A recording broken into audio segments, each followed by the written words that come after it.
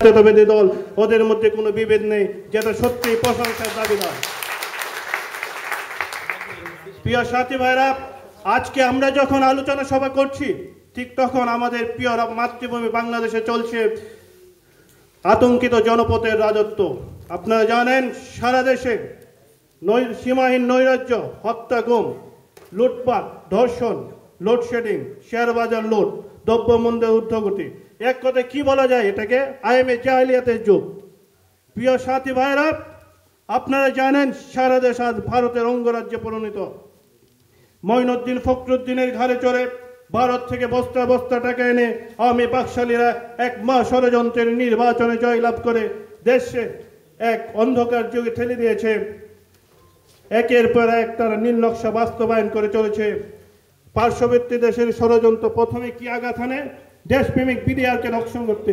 তার এই নগ্ন ধারাবাহিকতায় দেশপ্রেমিক সেনা কর্মকর্তাদের হত্যা করা হয়।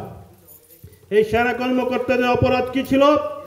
এটা দিবারাত্রির মতো পরিষ্কার, তারা সীমান্তে চোরাচালান বন্ধ করে দিয়েছিল। আর তাতেই ক্ষিপ্ত হয়ে ভারতের দাদাবাবুরা নতজন হাসিনা এবং তার দূষণদের ছত্রছায়ায় এই মর্মান্তিক হত্যাকাণ্ড সংঘটিত করে। আপনারা জানেন আসল খুনিদের বাংলাদেশ বিমানের একটি ফ্লাইটে করে দুবাই পাচার করে দেওয়া হয়, অথচ আমাদের প্রধানমন্ত্রী শেখ হাসিনার তো নয়, ও শেখ ওয়াজেদ জয় দুবাইয়ে তাদের সাথে সেই খুনিদের সাথে সাক্ষাৎ করেছে। এটা ভাই আমার কথা নয়, এটা পত্রপত্রিকার খবর। পাকশালীদের ষড়যন্ত্র কি এখানেই থেমে আছে? নাই। বাংলার তিনবার নির্বাচিত সফল প্রধানমন্ত্রী দেশনেত্রী বেগম খালেদা জিয়াকে তার শহীদ জিয়ার স্মৃতি বিজড়িত বাড়ি থেকে বিতাড়িত করেছেন এবং আমাদের জনপ্রিয় রাষ্ট্রপতি জিয়াউর রহমানের নাম মুছে দিয়ে হাজার হাজার কোটি টাকা অপচয় করে জিয়া আন্তর্জাতিক বিমানবন্দরের নাম পরিবর্তন করেছেন। অথচ যে শহীদ জিয়াউর রহমান ছিলেন বাংলাদেশের সর্বকালের সর্বশ্রেষ্ঠ জনপ্রিয় রাষ্ট্রনায়ক, তার প্রমাণ তার নামাজে জানাজায় 40 লক্ষ লোকেরও বেশি সমাগম হয়েছিল। গ্রিনিজ বুক অনুযায়ী পৃথিবীর ইতিহাসে কোনো মুসলিম রাষ্ট্রপ্রধানের জানাজায় এটাই সর্ববৃহৎ সমাবেশ। তার থেকে কি প্রমাণ হয়? তার থেকে প্রমাণ হয় জিয়াউর রহমান কতটুকু জনপ্রিয় ছিলেন। অথচ অনেকে যাদেরকে জাতির পিতা বলেন, সেই জাতির পিতায় নামাজে জানাজায় কয়জন লোক হয়েছিল আপনার তো জানা আছে সবাই নাকি? উনি যদি জাতির পিতায় হন তাহলে জাতির যে লক্ষ কোটি সন্তানরা ওনার নামাজে জানাজায় কেন অংশগ্রহণ করলেন না, সেটা আমি আপনার এই জাগ্রত বিবেকের কাছে প্রশ্ন রাখছি। প্রিয় সাথী বন্ধুরা, তারুণ্যের প্রদীপ্ত অহংকার, লক্ষ কোটি মানুষের নয়নের মণি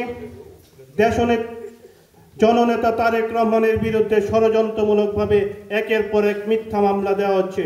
তার কারণ এই সরকার ভয় পায় যত জিয়া পরিবারকে। কারণ দেশনেত্রী জিয়াউর বেগম খালেদা জিয়া এবং তারেক রহমানের রয়েছে আকাশচুম্বী জনপ্রিয়তা। কারণ তারা জানে এদেশের মাটি মানুষের নেতা তারেক রহমান আগামী দিনে ভবিষ্যৎ বাংলাদেশের কর্ণধার। তাকে দেশ থেকে উৎখাত করতে পারলে তারা ক্ষমতার মস্তদে চিরস্থায়ী হতে পারবে।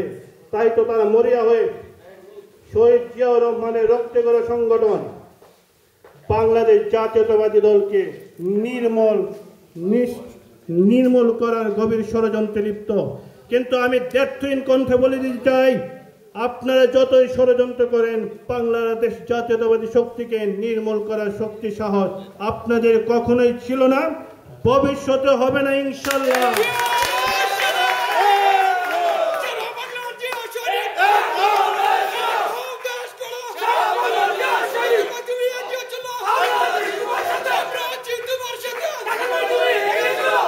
প্রিয় সাথী বন্ধুরা, আমাদের মাথায় লজ্জায় হেঁট হয়ে যায় শেখ হাসিনা এবং তার দূষররা। সারা বিশ্ব যখন ডক্টর ইউনূসকে সম্মান জানাতে ব্যস্ত, তারা তাকে অপমান অপদস্থ করে। আর পদ্মা সেতু ঋণ বিশ্বব্যাংক দুর্নীতির দায় বন্ধ করে দেয়। বস্তার বস্তা টাকা নিয়ে কারা ধরা পড়ে? দুর্নীতিবাজ এমপি মন্ত্রীরা। অথচ সেই দুর্নীতিবাজদের মন্ত্রী পদে বহাল রাখা হয়। এটা কি অত্যন্ত লজ্জার কথা না ভালো কথা? কয়টা বলবো ভাই? ছাত্রলীগের সোনার ছেলেরা এখন করতেছে চাঁদাবাজি, অস্ত্রবাজি, টেন্ডারবাজি, লুটতরাজ, এখন নাকি নারী বাণিজ্য ব্যস্ত। ইডেন করে যে নিরীহ মহিলাদের মন্ত্রী এমপিদের মনোরঞ্জনের জন্য পাঠানো হয়, অথচ প্রধানমন্ত্রী খুদ একজন নারী হয়ে কিভাবে নিশ্চুপ থাকেন, এটা আমার ভাবতে অবাক লাগে। এ কোন দেশে আমাদের বসবাস? প্রিয় সাথী ভাইয়েরা, শেয়ার বাজার লুটপাট হয়েছে আপনারা জানেন, একটা বাচ্চা ছেলে পর্যন্ত জানে। পত্রপত্রিকায় প্রকাশ হইল, কিন্তু তার কোনো বিচার হলো না। শেখ রেহানা কর্তৃক গঠিত বাংলাদেশের সর্বকালের সর্ববৃহৎ কমিশন সিন্ডিকেট এবং অবৈধ ভিআইপি ব্যবসা করে হাজার হাজার কোটি টাকার মালিক বনে গেলেন জয়, তার বোন পুতুল এবং তার খালা রেহানা। আমাদের মাননীয় চিফ হুইপ বিরোধী দলীয় উনি প্রতিবাদ করলেন, কি হইল? তার বিরুদ্ধে হইল নিপীড়ন, নির্যাতন। একজন সংসদ সদস্যকে সংসদের সামনে রাস্তায় প্রকাশ্য দিবালোকে সংসদ চলাকালীন সময় নির্মমভাবে নির্যাতন করা হলো, অথচ সেই জারজ পুলিশ অফিসারদের পদোন্নতি দেওয়া হলো। সেই দিন বেশি দেরি নয়, বাংলাদেশের জনগণের পুঞ্জীভূত খুব অচিরেই গণবিস্ফোরণের রূপ নেবে ইনশাআল্লাহ।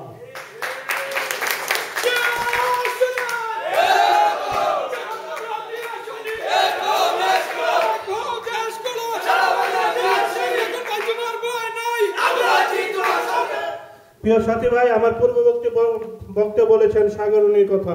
আপনারা সবাই অবগত আছেন, সাগররুনিকে নির্মমভাবে হত্যা করা হয় সরকার তার দুর্নীতিকে আড়াল করার জন্য। দেশি বিদেশি পত্রিকায় কি প্রকাশিত হলো? দুইজন গোয়েন্দার লোক সাগররুনির বাসায় ঢুকে তাকে এই হত্যাকাণ্ড সংঘটিত করে। স্বর্ণ অলঙ্কার, একটা বাসায় ডাকাতি হলো, স্বর্ণ অলঙ্কার কোনো কিছুই খোয়া গেল না। খোয়া গেল কি? একটা ল্যাপটপ। এই ল্যাপটপে কি ছিল? এই ল্যাপটপে ছিল প্রধানমন্ত্রী শেখ হাসিনার পুত্র শেখ ওয়াজিদ জয়, তার বোন পুতুল শেখ রেহানা, সামিট গ্রুপ সহ অন্যান্য লোকজনের দুর্নীতির শ্বেতপত্র। সাংবাদিক সমাজ প্রতিবাদ করলেন, সুশীল সমাজ ধিক্কার জানালেন, অবুঝ মেঘ রাস্তায় নেমে পড়লেন পিতা মাতার হত্যাকারীর বিচারের জন্য। কিন্তু সরকার এ ব্যাপারে খুবই নিশ্চুপ, নির্বিকার, কারণ উনি খুব ভালো করেই জানেন কারা এটা হত্যাকাণ্ড সংঘটিত করেছে। সৌদি রাষ্ট্র কূটনৈতিক খালাফকে নির্মমভাবে হত্যা করা হলো, অথচ সরকার এ ব্যাপারে নিশ্চিত, নির্বিকার। শেখ হাসিনার আতঙ্ক 90-এর স্বৈরাচার বিরোধী আন্দোলনের অন্যতম রূপকার, আমার দীর্ঘদিনের সহযোদ্ধা এবং আমার বড় শ্রদ্ধেয় বড় ভাই, বাংলাদেশ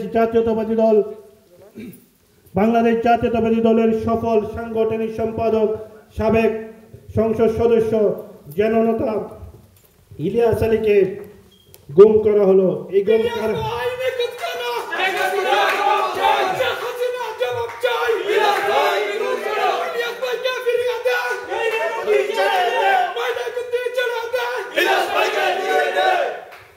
গুম কারা সংগঠিত করেছে? আপনি খুব দেশের রাষ্ট্রপ্রধান, আপনি দেশের সর্বোচ্চ কর্ণধার, আপনি খুব ভালো করেই জানেন এটা কারা সংগঠিত করেছে। প্রিয় সাথী ভাইরা, ইলিয়াস ভাই আমার অত্যন্ত কাছের লোক ছিলেন, যেটা এখানে অনেকের উপস্থিত অনেকেরই জানা। উনি গুম হওয়ার 2 দিন আগেও ওনার সাথে ঘণ্টাখানেক আলাপ হয়েছিল। আগামী রমজান মাসে আমি এবং ইলিয়াস ভাই আমাদের জননেতা তারেক রহমানের সাথে বিভিন্ন প্রাসঙ্গিক ব্যাপারে আলাপ করার জন্য রমজানে লন্ডনে যাওয়ার প্রোগ্রাম ছিল। দেশের সাধারণ মানুষ তাদের প্রিয় নেতাকে মুক্ত করার জন্য আন্দোলনে ফেটে পড়ল, হরতাল অবরোধের মাধ্যমে তাদের প্রিয় নেতাকে ফেরত চাইলেন। অথচ আপনি কি করলেন? সারা দেশের 35,000 নেতাকর্মীর বিরুদ্ধে মিথ্যা মামলা দিলেন। আমি দায়িত্বহীন কণ্ঠে বলে দিতে চাই, আপনি অবিলম্বে জননেতা ইলিয়াস আলী এবং তার ড্রাইভার আনসার আলীকে ফেরত দেন। তা না হলে সারা দেশে যেমন আগুন জ্বলবে, প্রবাসী জাতীয়তাবাদী সৈনিক আগুন জ্বালাবে, তখন আর আপনি পালাবার কোনো পথ পাবেন না।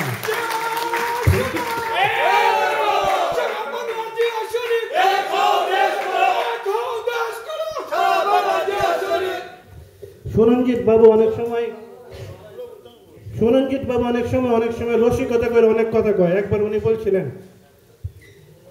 বাঘে ধরলে বাঘে ছাড়ে, হাসিনা ধরলে নাকি হাসিনা ছাড়ে না। কিন্তু হ্যাঁ, আমি সুরঞ্জিত বাবুকে বলতে চাই, বাঘে ধরলে বাঘে ছাড়বে। বাংলার জনগণ এবং জাতীয়তাবাদী সৈনিকরা যখন আপনাদেরকে ধরবে তখন আর ছাড়বে না ইনশাল্লাহ।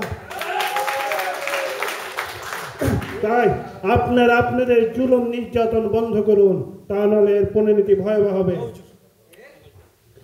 আমাদের বিএনপির মাননীয় ভারপ্রাপ্ত মহাসচিব মির্জা ফখরুল ইসলাম আলমগীর সহ দেশের শীর্ষ নেতারা মাননীয় হাইকোর্ট কর্তৃক স্বীকৃত রং হেডেড প্রধানমন্ত্রী শেখ হাসিনার বন্দি কারাগারে বন্দি।